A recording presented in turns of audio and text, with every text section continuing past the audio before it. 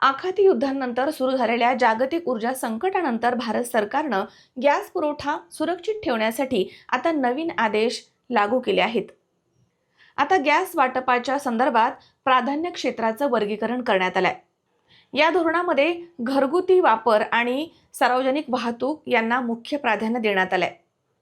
यामध्ये घरगुती पीएनजी म्हणजे पाईपद्वारे घरामध्ये येणारा गॅस, तसेच एलपीजी म्हणजे गॅस सिलेंडरचा पुरवठा, तसेच सीएनजी म्हणजे वाहतूक, यामध्ये रिक्षा, बसेस, टॅक्सी यामध्ये वापरला जाणारा गॅस याला प्रमुख प्राधान्य देण्यात आलंय.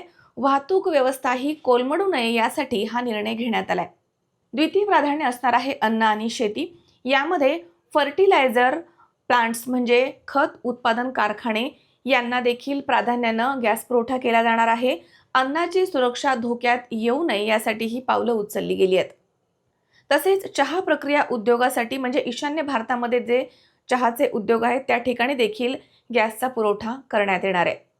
तृतीय प्राधान्य आहे औद्योगिक आणि ऊर्जा म्हणजे जी वीज निर्मिती केंद्र आहेत जी गॅसवर चालतात त्या ठिकाणी देखील गॅस पुरवठा होणार आहे. तसेच स्टील आणि पेट्रोकेमिकल उद्योग म्हणजे मोठ्या उद्योगांना मागणीच्या तुलनेमध्ये कमी म्हणजे 70 ते 80% गॅसचा पुरवठा केला जाणार आहे.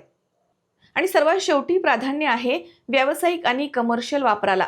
व्यावसायिक वापराच्या गॅसला शेवटचं प्राधान्य देण्यात आलंय. ग्राहक स्तरावरील कोणते निर्बंध आहेत ते आपण पाहूयात. काही गॅस वितरकांनी तेथील गॅसचा तुटवडा हा टाळण्यासाठी पहिला गॅस घेतल्यानंतर दुसरा गॅस घेण्यासाठी 25 दिवसांच्या अंतराचा नियम लागू केला आहे. हे धोरण संकट व्यवस्थापन म्हणजे क्रायसिस मॅनेजमेंट आहे.